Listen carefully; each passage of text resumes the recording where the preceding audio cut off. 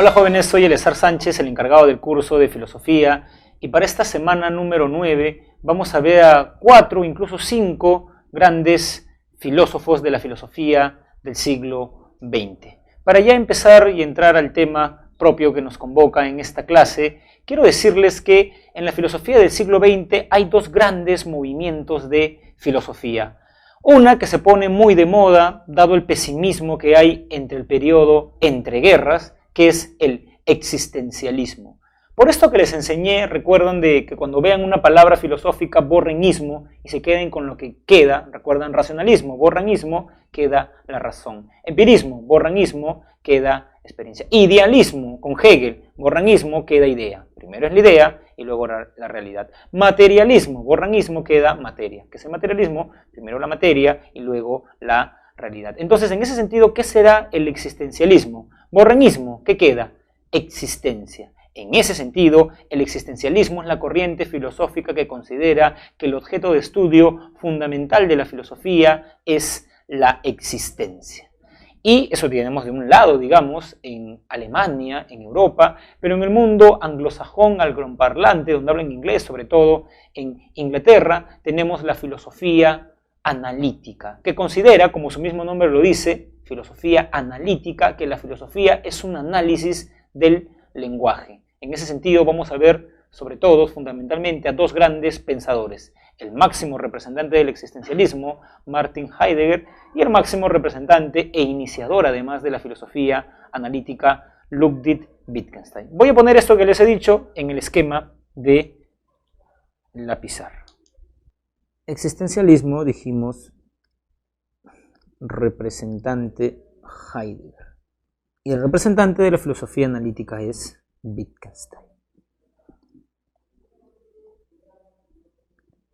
Martin Heidegger, joven, es filósofo alemán que estudió en la Universidad de Friburgo, fue rector además de la Universidad de Friburgo. Bueno, el detalle, se los comento, fue que él fue rector de la Universidad de Friburgo, si no me equivoco, en el año 32, después de que Hitler sube al poder, ¿no? Entonces algunos comienzan a especular de que Heidegger era un pensador nazi o en todo caso tenía afinidad con el nacionalsocialismo. Pero digamos, dejándonos de cosas un poco personales de Heidegger, tendríamos que decir que es un gran filósofo. Heidegger conoce cuando estudiaba en la universidad a quien era el filósofo de la Universidad de Friburgo y uno de los grandes filósofos del siglo XX, Edmund Husserl.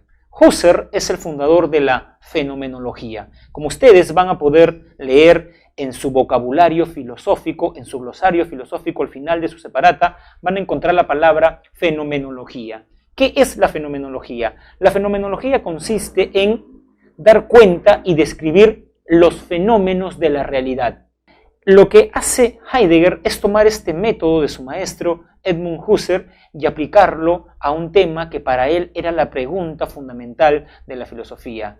Heidegger dice que la pregunta fundamental de la filosofía es la pregunta por el ser. Entonces podemos intuir que la disciplina filosófica fundamental para Heidegger era la ontología. Sin embargo, dice Heidegger, a pesar de que la pregunta por el ser es fundamental, la filosofía ha olvidado la pregunta por el ser. Claro, cuando uno escucha eso, puede parecer de buenas a primeras muy injusto, porque recordemos este curso histórico de filosofía, desde el primer periodo de la filosofía tenemos un filósofo que habla sobre el ser. ¿Quién era? Y es más, consideraba que el arjé era el ser. Parménides. Aristóteles define a la filosofía como la ciencia que estudia las primeras causas, los primeros principios y la ciencia del ser, también dice Aristóteles. Tomás de Aquino, cuando habla de Dios, dice el sumo ser. Descartes tiene reflexiones sobre el ser. Entonces, ¿en qué sentido, profesor Heidegger dice que los filósofos en la historia de la filosofía han olvidado la pregunta por el ser? Para que me sigan cabalmente en esto, deben recordar, y además que es una pregunta que vamos a resolver luego en la práctica, la famosa distinción que hace Heidegger entre ser y ente. ¿Cómo distinguimos el ser del ente? Vamos a ver eso en el siguiente cuadro. Para Heidegger, yo tengo al ser. Pero también tengo entes. en T1, en T2 y en T3. ¿Qué son los entes, profesor? Bueno, traduzcan entes, jóvenes, por cosas. Son cosas. Por ejemplo, esto es un ente. Mi camisa es un ente. Esta cortina es un ente. O sea, las cosas, una puerta es un ente. Lo que dice Heidegger es que los entes existen, recuerden el cuadro, porque participan del ser, ¿no? Volvamos al cuadro para que vean eso. Tenemos acá el ser. El ser. Estos entes, estas cosas, digamos, una puerta, una almohada, una camisa, existen, sí, pero existen gracias a que participan del ser. El ser es el fundamento de los entes. Ahora, lo que dice Heidegger es que la filosofía, queriendo estudiar el ser, ha devenido estudiando los entes. O sea, queriendo investigar sobre el ser, ha investigado simplemente sobre las cosas. Y a lo que estudia el ente, Heidegger lo llama en lenguaje técnico lo óntico. Y a lo que investiga al ser, Heidegger lo llama lo ontológico. Entonces, por más que los filósofos han querido estudiar al ser, se han quedado estudiando simplemente entes. Y para Heidegger, quien muestra este proceder es Aristóteles, porque si bien Aristóteles también distinguía entre ser y ente, Aristóteles, queriendo estudiar al ser, ontología, termina su libro La Metafísica, libro 10, investigando sobre el primer motor inmóvil, que es un ente, no es el ser. Y es esta confusión entre ente y ser lo que hace que Heidegger sea muy duro con la tradición occidental y diga que ellos han olvidado la pregunta por el ser. Por eso él va a retomar esa pregunta que ha estado ahí latente en la historia de la filosofía. Ahora, lo interesante y novedoso del abordaje de Heidegger es que él dice que el único ser el único ser sobre la Tierra que se hace la pregunta por el ser es el hombre. Por eso podemos dirigirnos de la pregunta ¿qué es el ser? A quien hace la pregunta por el ser, o sea, por el hombre. Y de nuevo, cuando Heidegger se pregunta ¿qué es el hombre? ¿Es el primero dentro de la historia de la filosofía que hace esa pregunta? No, ya Platón había definido al hombre como un alma inmortal prisionera en un cuerpo, Aristóteles había dado una definición, Descartes, Marx. Si bien la pregunta de Heidegger no es novedosa, su respuesta sí lo es, porque para Heidegger el hombre es un Dasein, que en correcto alemán significa ser ahí. Sein es alemán, da es ahí. Entonces el hombre es un ser ahí. Vamos a poner acá que es el hombre, es un Dasein. ¿Y qué significa que el hombre sea un Dasein? Que el hombre es un ser ahí. Pero ¿qué significa, profesor, que el hombre sea un ser ahí? El ahí para Heidegger es el mundo. Entonces, cuando Heidegger nos está diciendo que el hombre es un ser ahí, nos está diciendo que el hombre es un ser arrojado al mundo. Profesor, qué feo adjetivo, qué fea palabra, ¿no? ¿Por qué el hombre es arrojado al mundo? Heidegger nos preguntaría y les pregunto a ustedes. ¿Ustedes, alumnos del ciclo ordinario virtual, decidieron existir? No. ¿Yo decidí existir? No. ¿Quién decidió por mí? Mis padres. ¿Quién decidió por ustedes? Sus padres. Entonces ustedes no eligen existir. Sus padres lo arrojan al mundo. Y por eso Heidegger retoma una intuición que en realidad está en Arthur Schopenhauer, que dice, o en todo caso trata de explicar por qué los padres nos aman tanto. Lo que dice Schopenhauer, y lo recuerda Heidegger, es que los padres nos aman porque por momentos de placer que han tenido ellos, han traído al hijo a un mundo de dolor, a un mundo donde ellos no han elegido existir. Y es ese cargo de conciencia, porque yo he arrojado a mi hija al mundo, lo que me hace que yo esté detrás de ella siempre, acompañándola en su vida y tratando de aminorar el sufrimiento que es vivir. Claro, ustedes podrían objetar, profesor, pero es una visión bastante pesimista de la vida. Bueno, se entiende ese pesimismo porque Heidegger vivió en el periodo entre guerras. Estaba en el tránsito entre la Primera y Segunda Guerra Mundial, por eso el existencialismo se propagó a toda Europa, porque era una filosofía en cierta medida pesimista, aunque Sartre, el otro gran existencialista, cuestiona esto, pero como Sartre no está en el boletín, no viene al caso explicar sus ideas. Entonces ya saben que nosotros, todos los individuos de la Tierra, hemos sido arrojados al mundo porque no hemos elegido nacer. Entonces, dice Heidegger, a pesar de que nuestro inicio no es un inicio bueno porque no elegimos nacer, ya cuando estás en el mundo y en el tiempo, porque para Heidegger que estés arrojado en el mundo es también estar arrojado al tiempo, porque por ejemplo, yo no elegí el siglo en el que vivo, ustedes tampoco eligieron este siglo, entonces es interesante porque el siglo, el tiempo en el que viven, va a condicionar su manera de pensar. Entonces les estaba diciendo que si bien nuestro inicio no es bueno, lo que dice Heidegger es que una vez que estamos digamos, en el mundo, arrojados en el mundo, somos libres. O sea, yo puedo elegir muchas cosas. Heidegger lo dice en una jerga técnica, somos un conjunto de posibilidades. Por ejemplo, cuando yo tenía 17 años, su edad aproximadamente, terminé el colegio y tuve que decidir si estudiaba en un instituto, estudiaba en la universidad o si trabajaba.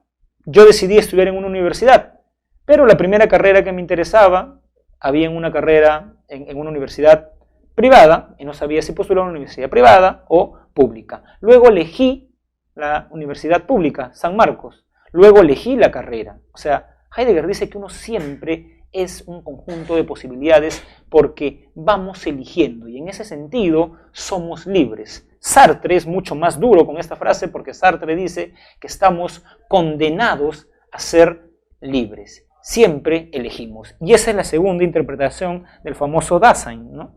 Que es un ser libre, ¿no? Es un conjunto de posibilidades. Ustedes son la posibilidad de un contador, de un médico, de un economista. Ustedes van a elegir qué quieran ser, ¿no? O sea, el hombre es libre. La libertad humana. Profesor, pero puesto que soy libre voy a elegir algo, dice uno de ustedes. Elijo no morir. Heidegger dice que eso no se puede elegir. Por eso Heidegger dice que la muerte es el fin de toda posibilidad. No sabemos en realidad qué nos va a pasar en la vida, lo único de lo cual estamos seguros es que todos nosotros nos vamos a morir. Y en ese sentido, todos somos un ser para la muerte. Nuestra certeza en la vida es la muerte, ¿no? Esa es la tercera interpretación del Dasein. El hombre es un ser para la muerte. Pero ¿qué nos produce la muerte, jóvenes, en nuestras vidas? A ver, tenemos acá la muerte. ¿Qué sensación nos produce la muerte? Cada pensador, cada persona que estudia filosofía, va a la filosofía a responder preguntas muy personales. Por eso yo creo que la filosofía es algo muy personal, porque uno va a tratar de resolver una duda que lo inquieta a uno como individuo. Entonces, por ejemplo, la muerte, ¿qué nos produce? Al menos yo recuerdo perfectamente la primera vez que escuché la palabra muerte. Recuerdo que con mi padre, cuando era niño, iba a visitar a su amigo Danilo, y de pronto un día mi padre me dijo que íbamos a ir a la casa de Danilo, pero desde que llegué a la casa de Danilo sentí un ambiente algo extraño. Primero, que para mí había algo raro. En el centro de la sala había algo. Yo no sabía qué era. La esposa de Danilo, sus hijos, estaban acongojados, tristes. Entonces en un momento yo le pregunté a mi papá, ¿y dónde está Danilo? Porque habíamos ido a visitar a Danilo. Y fue la primera vez que escuché la palabra muerte. Y mi padre me dijo, escuetamente, Danilo ha muerto, ¿no? Entonces, luego, dicen los neurocientíficos que la mente es una máquina de inferencias. Comencé a hacer inferencias y le pregunté, papá, ¿y tú te vas a morir alguna vez? Y luego viene la pregunta más dura, dice Heidegger, porque yo le pregunté en algún momento si yo iba a morir. Cuando uno toma conciencia de su muerte, dice Heidegger, yo ese día no me alegré. Más bien la muerte produce ¿qué? Angustia, porque sabemos que un día no vamos a estar acá y el mundo va a continuar. Entonces, el ser consciente de la muerte nos va a producir angustia, dice Heidegger, ¿no? Entonces, acá tenemos la angustia. Sin embargo, si bien la angustia es la primera reacción frente a la muerte, a saber que somos unos seres finitos, y precisamente para seguir con esta nomenclatura de Heidegger, ese día que yo tomé conciencia de mi muerte cuando tenía 7 años, comencé a existir. Porque Heidegger dice que el hombre es el único que existe. Un perro no existe, un perro es, porque el perro no sabe que va a morir, no sabe que es finito. En cambio el hombre sí sabe que va a morir. Si bien, entonces, no es lo mismo ser que existir. Son cosas distintas. Existir es saberte finito, saber que te vas a morir. Si bien les estaba diciendo, mi primera reacción con la muerte es de angustia, Heidegger dice que hay 2 maneras de reaccionar frente a la muerte. Quien asume la muerte y vive su vida intensamente porque es una y elige en cada momento, es una existencia auténtica. Pero aquel que se le corre a la muerte y no quiere aceptar que va a morir y por eso crea un paraíso donde la primera recompensa es vida eterna, ese es un ser o un sujeto inauténtico. No quiere aceptar que va a morir, ¿no? Entonces, vamos a poner que acá tenemos una existencia auténtica y una existencia inauténtica. Él asume la muerte.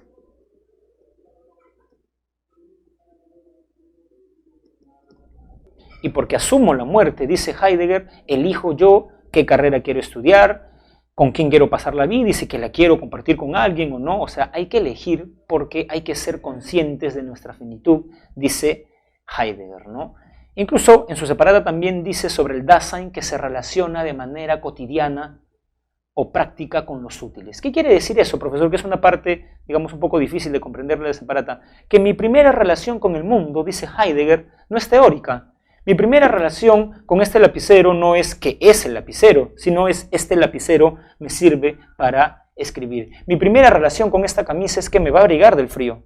O sea, no es que es la camisa. En ese sentido, el Dasein está en el mundo y está en un sentido pragmático. Las cosas son útiles, me sirven para algo. No ando en onda filosófica y preguntándome qué es el celular y cómo funciona. Simplemente el celular me sirve para yo poder realizar llamadas, me es útil para algo. Jóvenes, el otro gran filósofo del siglo XX es el filósofo austriaco Ludwig Wittgenstein, que gracias a la publicación de su libro El Tractatus Logicus Philosophico se vuelve en el iniciador de lo que conocemos como filosofía analítica. El mismo nombre de filosofía analítica ciertamente nos refiere a qué es la filosofía para Wittgenstein. Filosofía analítica. La filosofía consiste en analizar, en clarificar, en dilucidar las proposiciones y el lenguaje. Vamos a escribir esto en la pizarra, ¿no? Lo que dice Wittgenstein es que la filosofía, primero, es una actividad.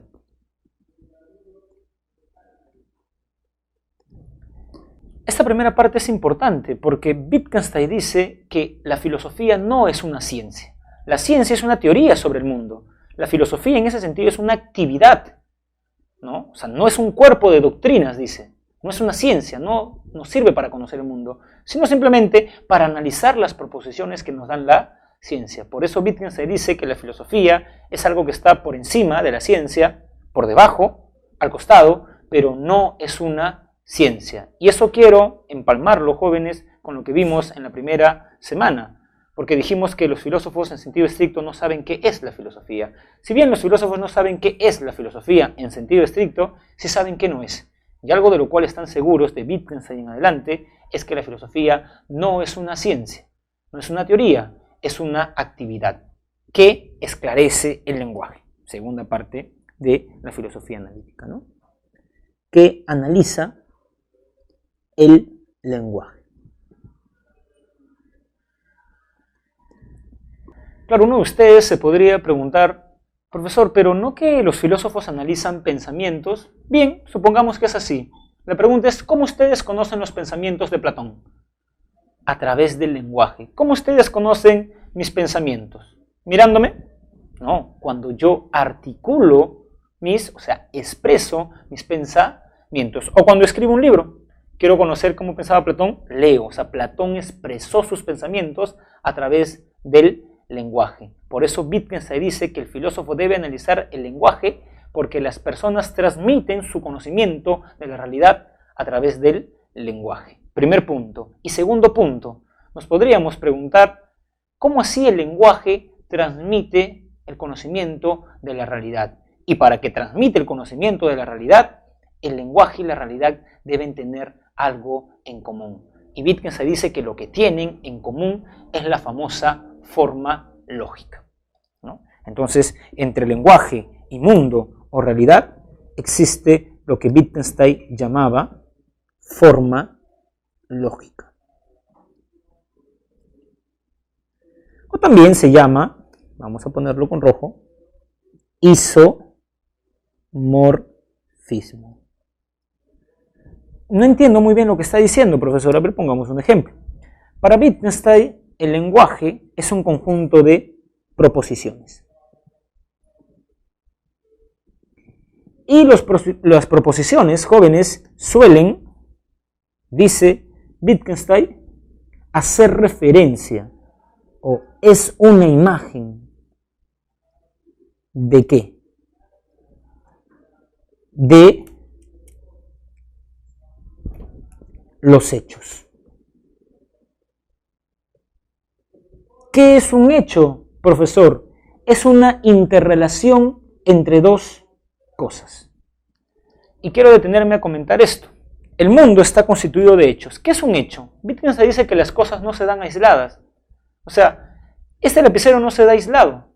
Este lapicero, por ejemplo, está sobre mi mano, debajo de mi mano. Este lapicero está delante de un telón, digamos, guinda. Las cosas no se dan aisladas, sino que se dan en relación a otras, dice Wittgenstein, ¿no? Entonces, ese es un hecho, una relación de cosas. Y lo que está diciendo Wittgenstein con su famosa teoría del inemorfismo y de la proposición como imagen del hecho, es que, por ejemplo, ustedes están mirando en estos momentos, vean esto, ¿no? Mi mano y el lapicero. Eso que ustedes están mirando, yo lo puedo decir con una proposición.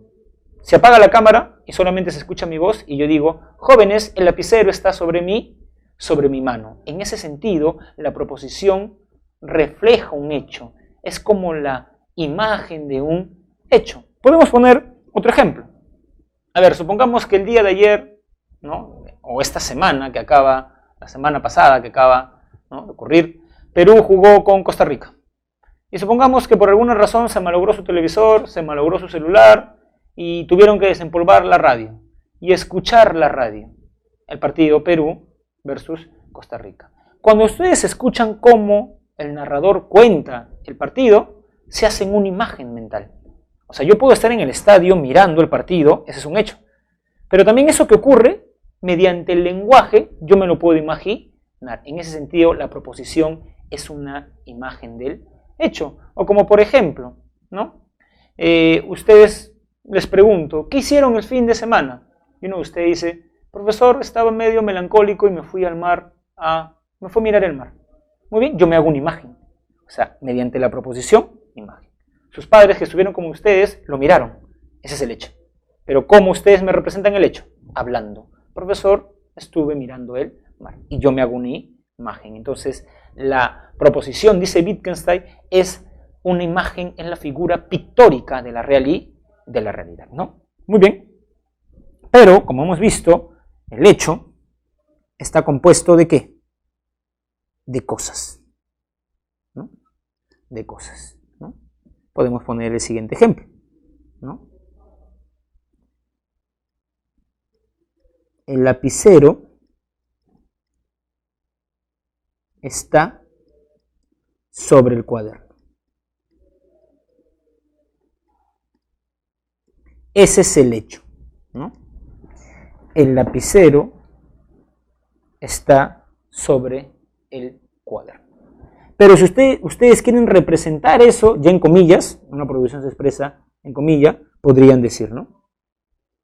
Claro, una proposición está en comillas, acá no tendrían por qué ir comillas, ¿no? El lapicero está sobre el cuaderno. Entonces podemos intuir que así como un hecho está compuesto de cosas, las proposiciones están compuestas de nombres. Ahora, Wittgenstein también distingue entre hechos atómicos y hechos moleculares.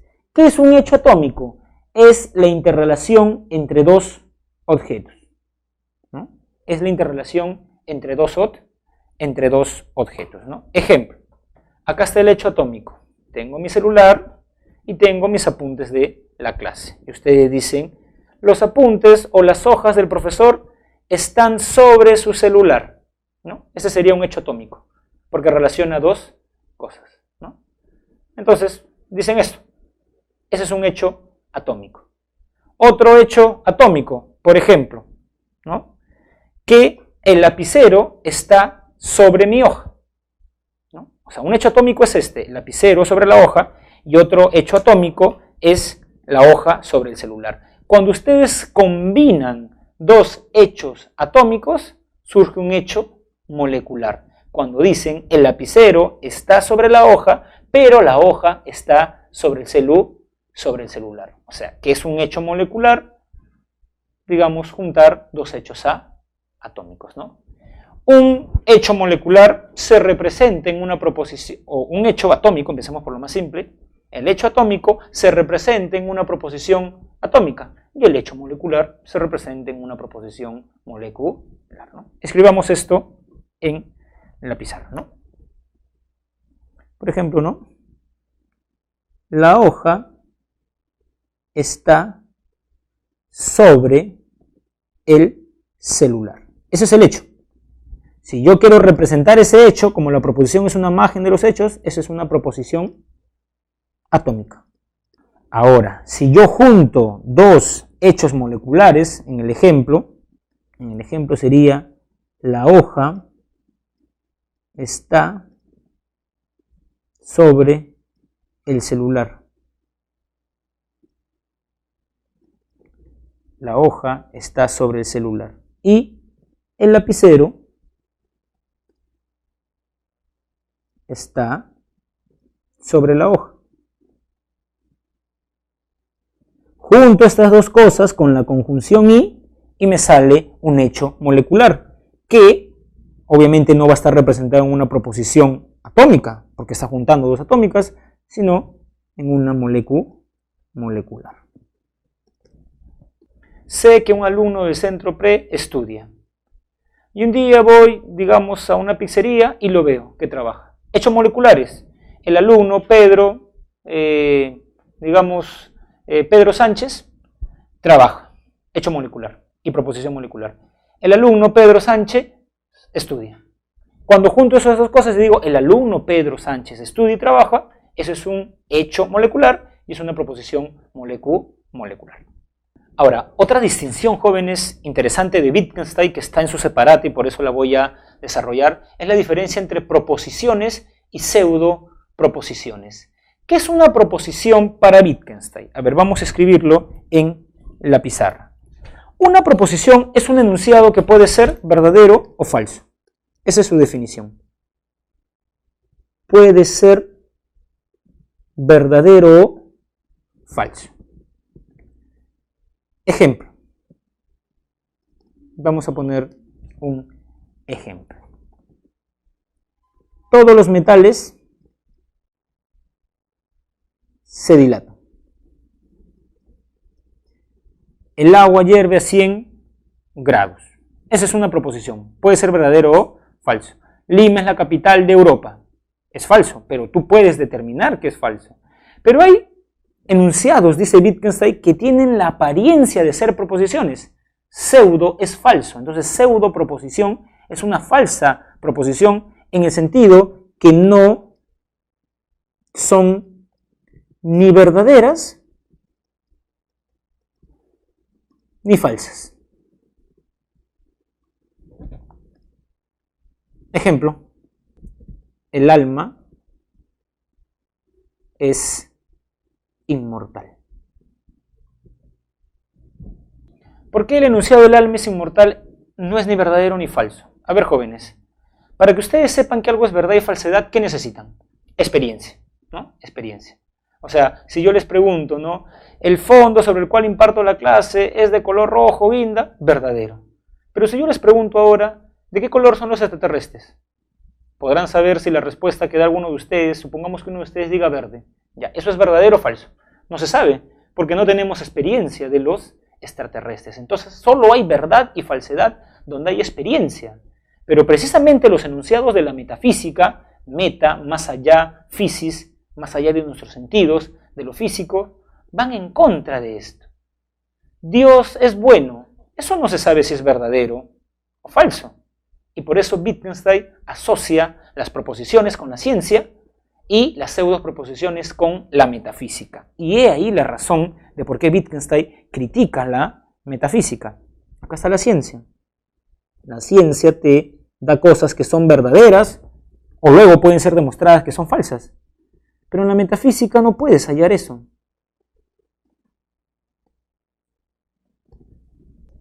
Y por eso Wittgenstein emprende una crítica mordaz contra la filosofía, porque dice que los problemas filosóficos son pseudoproblemas, falsos problemas, porque un problema es algo que puede ser resuelto, o sea, ser verdadero o falso. Pero cuando yo digo que el alma es inmortal, como lo dice Platón, eso no es ni verdadero ni falso. Entonces Wittgenstein tiene la soberbia de decir, yo he resuelto todos los problemas filosóficos porque los he disuelto, he mostrado que no son problemas. Por eso el último parágrafo del Tractatus, la última línea, es la siguiente: de lo que no se puede hablar es mejor callar. No hablemos de Dios, no hablemos de la ética, no hablemos de esas cosas porque no hay cuestiones empíricas.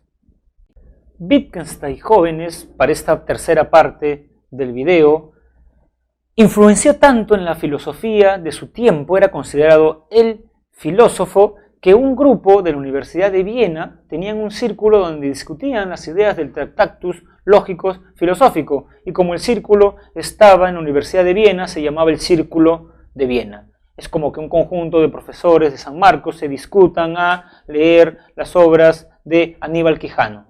Entonces, ese círculo se llama el Círculo de San Marcos. Círculo de Viena, esta famosa corriente, es el círculo de los digamos, catedráticos, algunos alumnos, ¿no?, estudiosos de la obra de Wittgenstein que se reunían en la Universidad de Viena. El problema que intentaban discutir estos científicos era el famoso criterio de demarcación. ¿Qué es el criterio de demarcación, profesor? El criterio de demarcación es ese criterio que nos sirve para distinguir lo que es ciencia de lo que no es ciencia. Ejemplo. Le pregunto a uno de ustedes, ¿la química es una ciencia? Ustedes piensan y dicen, sí, profesor, la química es una ciencia. ¿La física es una ciencia? Piensan y dicen, sí, profesor, la física es una ciencia. Ahora les pregunto, lo que hace Joseph Canseco, la astrología. Ojo, la astronomía, el movimiento de los astros, eso sí es una ciencia. Pero, ¿cómo ellos influencian en tu vida? Y el decir que si tú eres Tauro, eres fiel, y si eres Géminis, eres infiel, ¿eso será una ciencia? No, profesor, eso no es una ciencia. O por ejemplo, lo que hace un chamán, estos famosos baños de florecimientos, los amarres, ¿son ciencias?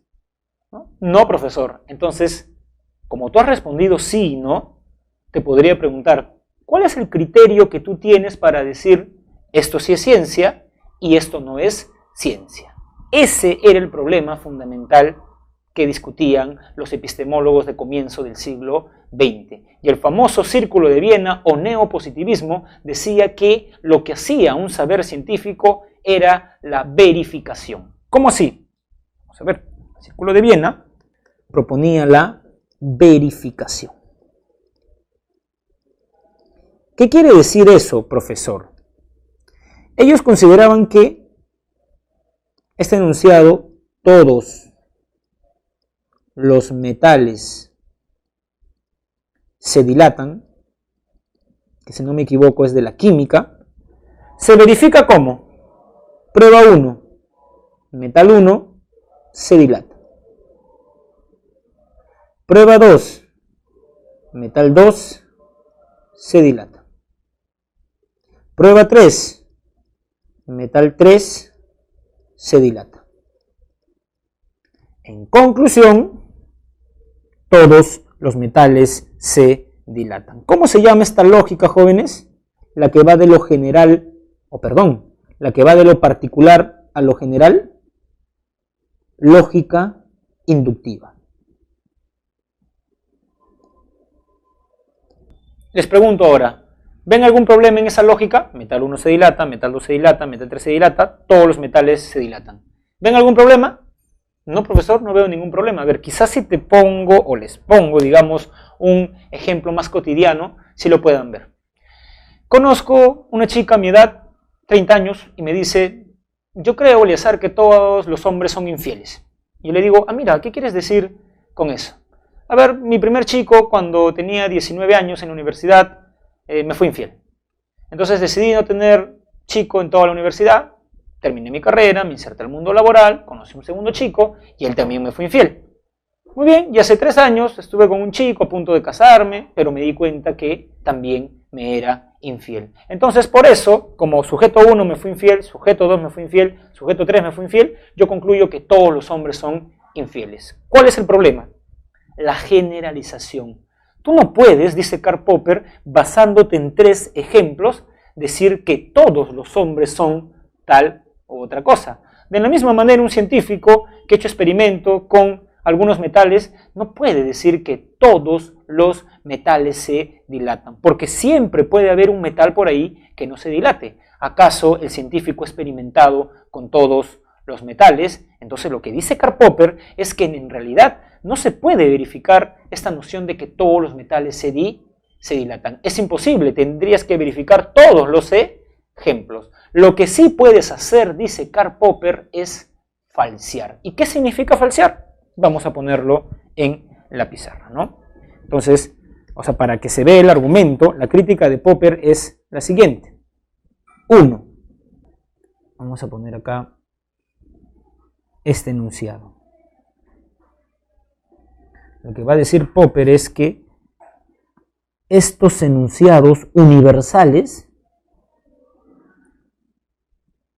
no se pueden verificar.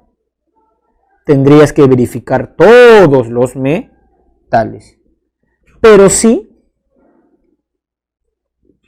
¿no?, falsear.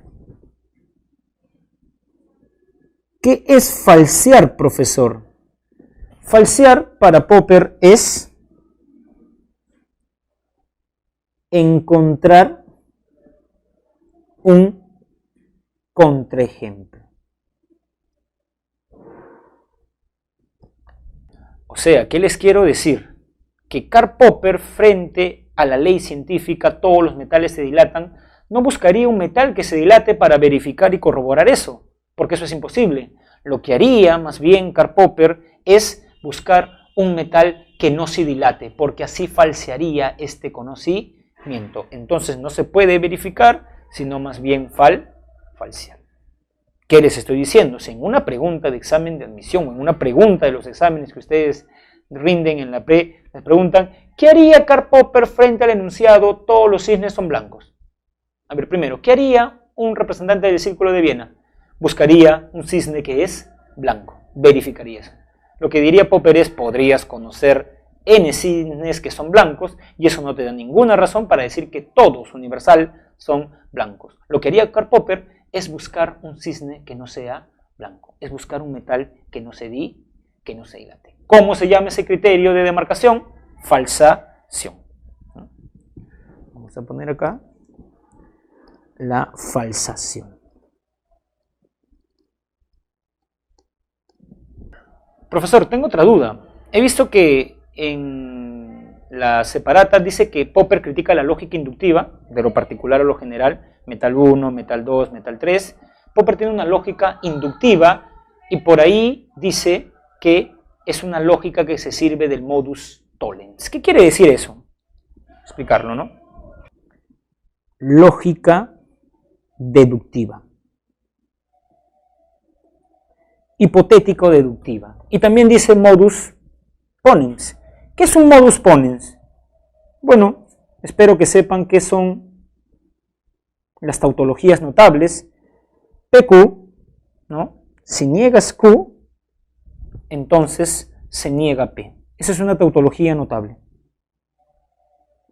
¿no? Y Popper dice, basándose en la falsación, que por ejemplo, si tú dices, si todos los metales se dilatan, entonces Q, este metal se dilata. El detalle no es encontrar una Q positiva, sino más bien la negación de Q. Encontrar un metal que no se dilate, y si el metal no se dilata, entonces negación de P. La teoría no es verdad, no es verdadera. Esto se traduce en lo siguiente. Si tú encuentras una ciencia que no admite la posibilidad de falsear sus enunciados, no es una ciencia. Ejemplo, ¿el físico cree que sus verdades son absolutas? No, dice Popper, la ciencia es falible. Einstein decía, ¿no?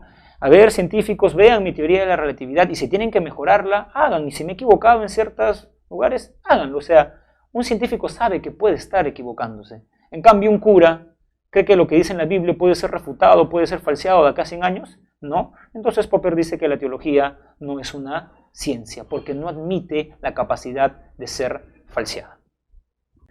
Y el último filósofo que tenemos, jóvenes, es el famoso Thomas Kuhn, físico en realidad, hizo una maestría, ¿no? Posgrado en ciencia, filosofía y, digamos, publicó un libro que literalmente causó una revolución en la epistemología y en la historia de la ciencia, la estructura de las revoluciones científicas, porque aparece un concepto muy caro, muy influyente de la epistemología del siglo XX, paradigma. O sea, ¿qué les estoy diciendo? Cuando piensen en Heidegger, piensen en existencialismo, existencia. Cuando piensen en Wittgenstein, piensen en filosofía analítica, el lenguaje. Objeto de estudio de la filosofía, el lenguaje. Cuando piensen en Popper, piensen en falsación. Y cuando piensen en Thomas Kuhn, piensen en paradigma. Pero, ¿qué es un paradigma, profesor? Bueno, un paradigma, como bien lo dice su separata, es un repertorio epistemológico que comparte una comunidad de científicos y que además permite describir, explicar y predecir la realidad. El detalle es que hay paradigmas en la historia de la ciencia. Por ejemplo, si yo les pregunto a ustedes, ¿qué ocurre si suelto este lapicero? Cae, profesor. Eso es porque ustedes están en el paradigma de Newton. Explican con gravedad la caída de este lapicero. Pero, por ejemplo, si yo le pregunto a Aristóteles, suelto este lapicero, cae, y le digo, Aristóteles, ¿por qué cae ese lapicero? Aristóteles me dice, muy bien, porque es su lugar natural. O sea, frente a paradigmas distintos, tenemos explicaciones distintas. Y lo que vemos, dice Thomas Kuhn, en el decurso de los siglos, en el transcurrir de la ciencia, es que hay reemplazos de paradigmas, ¿no? Entonces vamos a poner acá en el ejemplo el paradigma de Aristóteles.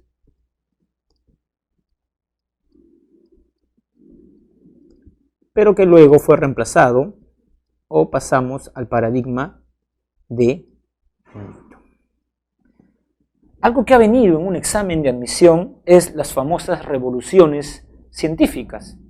Pero para que ustedes me entiendan qué es una revolución científica, primero me deben entender los conceptos de ciencia normal y ciencia extraordinaria, o ciencia también, vamos a ponerlo como dice su boletín para no generar ningún conflicto. En su boletín está como ciencia revolucionaria. Vamos a poner ese nombre. Ciencia revolucionaria. ¿Qué es, profesor, la ciencia normal? Es, dice Thomas Kuhn, la ciencia que practica la comunidad científica.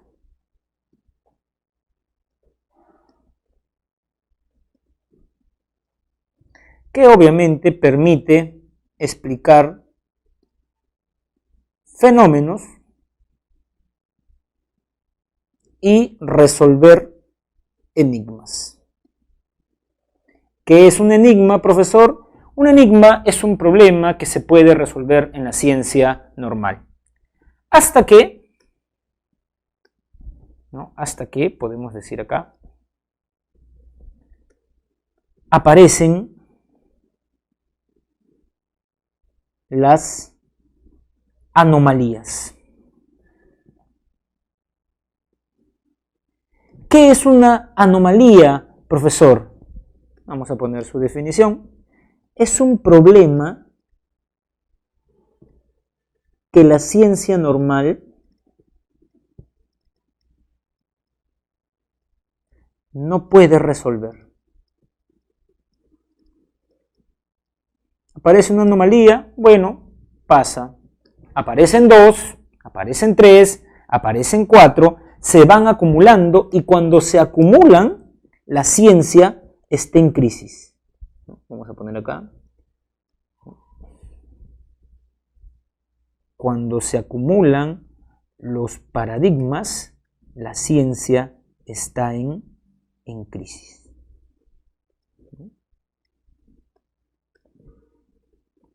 Ciencia en crisis. Y para eso surge una nueva ciencia, que es la ciencia revolucionaria, que, sin lugar a dudas, tiene la ventaja de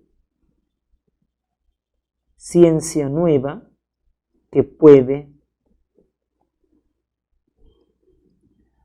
resolver anomalías. Entonces tú como científico tienes que la ciencia normal te puede responder 100 fenómenos, pero tiene 10 anomalías que no las explica. En cambio, la ciencia revolucionaria explica los 100 fenómenos de la ciencia normal más las 10 anomalías, de modo tal que tiene, dice Thomas Kuhn, más potencia explicativa. Puede explicar más cosas. Y el tránsito de la ciencia normal a la ciencia revolucionaria es lo que se conoce como revolución científica.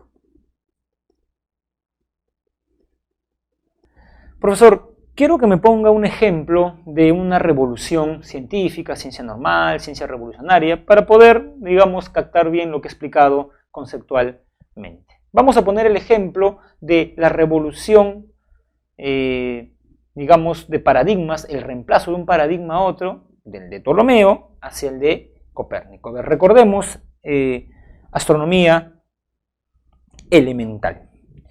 Para Ptolomeo, ¿cuál era el centro del universo? La Tierra. La Tierra. Por eso se llamaba paradigma geocéntrico. Y la órbita que tenían los planetas era circular. Recuerden que para los griegos el círculo era la figura perfecta, de modo tal que los astros tenían que orbitar en una circunferencia perfecta. ¿Eso qué quiere decir? A ver, tenemos a Júpiter, y Júpiter está a una distancia de la Tierra, pero como Júpiter orbita en una circunferencia perfecta, la distancia que va a tener en este punto también es la misma, porque el radio, recuerden, es equidistante. Es la misma distancia.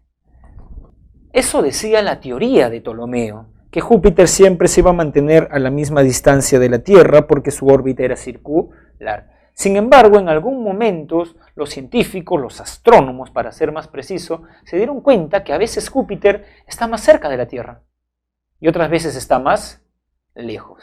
Entonces crearon una órbita propia para Júpiter. Luego se dieron cuenta que con otro planeta ocurría lo mismo. Las anomalías se fueron acumulando, o sea, Ptolomeo no podía explicar por qué Júpiter a veces está más cerca y a veces está más lejos de la Tierra si supuestamente su órbita es un círculo perfecto. Se comenzaron a acumular las anomalías hasta que viene el nuevo paradigma, que es el paradigma de Copérnico, que dice que el centro del universo no es la Tierra, sino más bien el Sol. Bueno, aunque es un centro relativo, ¿no?, del sistema solar. Y los planetas, dicen Copérnico, no orbitan en una circunferencia perfecta, sino en una elipsis. elipsis. ¿Qué quiere decir acá? Que si Júpiter está acá, tiene una distancia respecto de la Tierra, pero cuando está acá no tiene la misma distancia, ¿no? Si acá es, digamos, R, vamos a poner por ejemplo, eso no es necesario en una elipsis, ¿no? Acá está 2R. ¿Eso qué quiere decir? Que Copérnico sí podía explicar por qué Júpiter está más cerca de la Tierra y por qué otras veces está más lejos. Entonces, cuando los científicos dejaron de creer en Ptolomeo y comenzaron a creer en Copérnico, se da la revolución científica. La revolución científica es el reemplazo de un paradigma hacia otro. Lo que también quería apuntar sobre este tema de las revoluciones científicas es que si bien para el Círculo de Viena la ciencia progresa verificando sus enunciados, para Popper la ciencia progresa falseando. Para Thomas Kuhn, en sentido estricto, la ciencia más que progresar, porque progresar supone que hay como un carrito y vamos llenando el conocimiento. Lo que dice Thomas Kuhn es que Copérnico acumula conocimiento respecto de Ptolomeo, no, parte de un nuevo paradigma, de un nuevo modelo de interpretación. Entonces la ciencia avanza por cambios traumáticos, por cambios y reemplazos de paradigma. Muy bien, jóvenes, y habiendo visto a estos 4 grandes pensadores de la filosofía del siglo XX, tenemos más herramientas para poder enfrentarnos y encontrar la respuesta satisfactoria de las preguntas de esta semana. La pregunta número 1 nos dice lo siguiente: con relación a los rasgos de la filosofía del siglo XX, determine la verdad o falsedad. ¿La producción filosófica se concentra en Europa y Occidente? Bueno, pues sí, ¿no? Hasta el momento hemos visto solamente filosofía occidental o europea. 2. Entre otras filosofías sobresale el existencialismo y la filosofía del lenguaje. Dijimos al inicio de la clase que son las 2 grandes corrientes, Heidegger y Wittgenstein, respectivamente. Destacan como temas el conocimiento científico y la libertad humana. Eso es verdadero. El conocimiento científico es de Wittgenstein, Popper, el Círculo de Viena y Thomas Kuhn, y la libertad humana es de Heidegger, ¿no? Muy bien, entonces tenemos que la alternativa correcta es la C. 2. Constituye una de las más importantes ideas relacionadas con el autor de Ser y Tiempo. ¿Hay que buscar el ente con la poesía? No, bueno, eso lo dice el segundo Heidegger, pero no es el Heidegger de Ser y Tiempo. Es el Heidegger de Caminos del Bosque y de sus últimas obras, ¿no? La metafísica oriental no tiene sentido. Bueno, eso no es una idea que se desarrolle en Ser y Tiempo. El ser y el ente no son idénticos. Recuerdan que Heidegger acusaba a la filosofía occidental de confundir el ser con el ente, o sea, las cosas con el fundamento de las cosas. Sí, por ende la alternativa correcta es la C. Respecto a la filosofía de Karl Popper, es correcto afirmar que 1. Tuvo como tema fundamental el problema de la demarcación, verdadero, proponía la falsación como criterio, ¿no? Desarrolló una epistemología existencial centrada en la deducción. Lo que pasa, jóvenes, es que en esta pregunta, y se los comento, ha habido un error.